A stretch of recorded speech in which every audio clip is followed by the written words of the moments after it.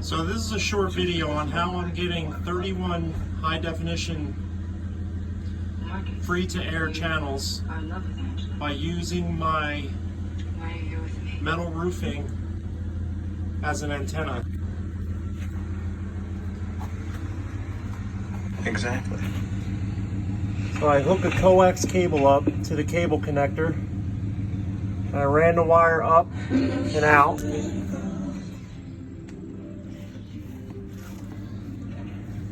When you get one of these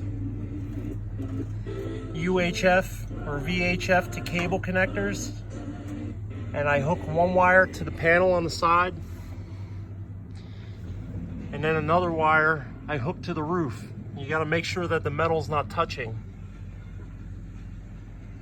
And when I did it, I got 31 TV channels for free, high definition.